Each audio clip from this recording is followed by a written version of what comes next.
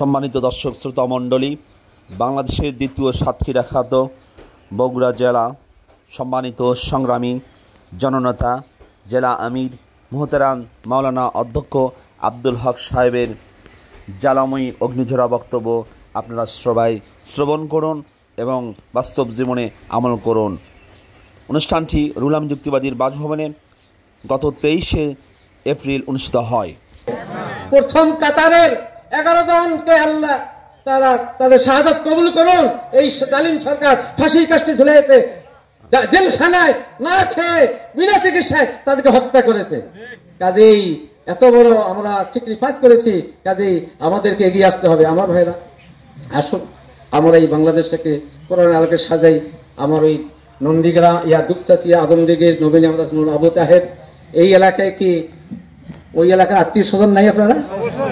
আপনাদের দায়িত্ব হলো ওই যখন শ্বশুর বাড়ি যাবেন, মামার বাড়ি যাবেন, খালি আপনার শ্বশুর বাড়ি খালি গোস্ত খাবেন না, খালি দাওয়াতই খাবেন না। আপনার দায়িত্ব হলো শ্বশুর বাড়ি গিয়ে ওখানে নূর মোহাম্মদের পক্ষে, কোরআনের পক্ষে, ইসলামের পক্ষে ওখানে দাওয়াত দেওয়া। কথা ঠিক না বেটি?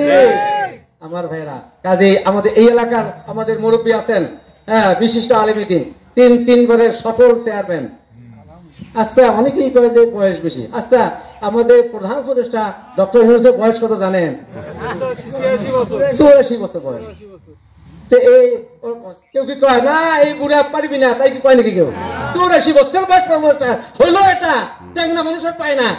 84 বছর পরামর্শ করতে পারে, আমাদের বড় চাই বলি ভাই, তিনি কেন পারবেন না? তিনি যোগ্য মানুষ, তিনি যোগ্যতার পরীক্ষা দিয়েছেন, তিনবারের উপজেলা চেয়ারম্যান হয়ে তিনি সততা নিষ্ঠার পরিচয় দিয়েছেন। কথা ঠিক না বেটি? আমার ভাইয়েরা, কাজে আসুন আমরা সবাই মিলে এবারে একটাই স্লোগান, আল্লাহর আইন চাই, সৎলোকের শাসন চাই, কোরআনের আলো, সংসদের আলো, এবং আমরা আল্লাহর গোলামি করে বাংলাদেশটাকে কোরআনের আলোকে সাজাতে চাই।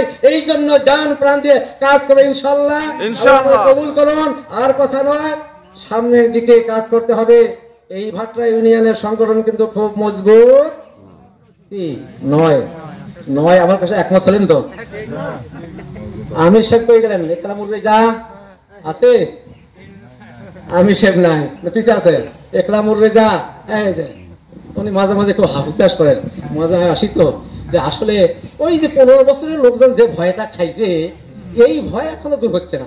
আচ্ছা বলেন তো কি ইসলামী আন্দোলন কোন ভীরু কাপুরুষের জন্য ইসলামী আন্দোলন? ইসলামী আন্দোলন সাহসী মধ্যে মুজাহিদদের ইসলামী আন্দোলন। কাজেই ভাট্টার মানুষ কি ভীরু কাপুরুষ না? ভাট্টার মানুষ সাহসী বীর, ভাট্টার মানুষ বীর মুজাহিদ। কাজেই এই ভাট্টায় ইসলামী আন্দোলনের কাজ আরো মজবুত হবে। এখানে কর্মী বেশি হবে, এখানে সহযোগী বেশি হবে, এখানে প্রত্যেকটা সেন্টারে আমরা জামাতের প্রার্থীকে বিজয় করে আনবো ইনশাআল্লাহ। আমরা রাজি আছি, সেই নিমিত্তে কাজ করতে হবে। সময় কিন্তু আছে, ভোট কিন্তু ডিসেম্বর অথবা 26শে জুন। কি কথা ঠিক না বেটি? তাই সময় আছে, এই সময়কে আমরা কাজে লাগাবো ইনশাআল্লাহ।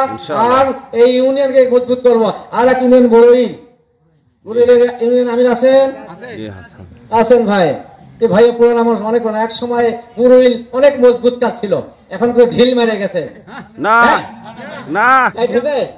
আলহামদুলিল্লাহ, আলহামদুলিল্লাহ, তাই তো ভালো। তো আমি মাঝে মাঝে আসি তো খবর নেই। তবে যে মানের টাইট হওয়া দরকার সেই মানের টাইট হয় নাই, আরো হবে ইনশাআল্লাহ। আমরা এই দুইটা ইউনিয়ন আজকে কর্মী এখানে আছেন, আপনারাই কিন্তু ময়দানের কর্মী। আপনারা যদি শক্ত হন তাহলে এই দুই ইউনিয়নের ময়দান উর্বর হবে, কাজ ভালো হবে ইনশাআল্লাহ। আর আপনারা যদি ঢিল মারেন তাহলে কাজও ঢিল হবে। আমরা কি ঢিল মারবো না শক্ত হব? ইনশাআল্লাহ। আল্লাহ তাআলা কবুল করুন। আমরা এই দুই ইউনিয়নের কর্মী ভাইয়েরা যারা আমার সামনে আছেন, আমরা এখন থেকে এই দুই ইউনিয়নের কাজ, এই দুই ইউনিয়নের সকল সেন্টারে আমাদের নমিনিকে বিজয়ী করে জাতীয় পরিষদে ইনশাআল্লাহ। এরপরে আমরা সিদ্ধান্ত নিয়ে আমাদের এখানে উপজেলা নির্বাচন করব, ইউনিয়ন করব, মেম্বার করব, অনেক নির্বাচন করব। সকল নির্বাচনে আমাদের প্রার্থী নমিনিকে বিজয় করে নিয়ে আসতে হবে। এবং আমরা রাজি আছি, কে রাজি আছে হাত তোলেন। আল্লাহু আকবার। আল্লাহ তুমি কবুল করো, আল্লাহুম্মা আমিন। আমার ভাইরা, আল্লাহ তাআলা যেন কবুল করেন। আর এই কাজগুলি করব আমরা কি দুনিয়ার স্বার্থে না, কার স্বার্থে? আল্লাহ আমার স্বার্থে, আল্লাহর সন্তুষ্টি অর্জনের জন্য, আমার স্বার্থে মানে আখিরাতের স্বার্থে, আল্লাহর সন্তুষ্টি অর্জনের জন্যই আমার যাদের আখিরাতের জান্নাত ঠিকানাটা হয়, ওই আখিরাতে হয়ে গেল। আমরা পাস করলাম, অনেক কিছু করলাম, কিন্তু আমার আখিরাত আল্লাহ তাআলা রাজি না, আল্লাহ তাআলা ভেজাল। বলেন তো দেখি, তাহলে এই পাশের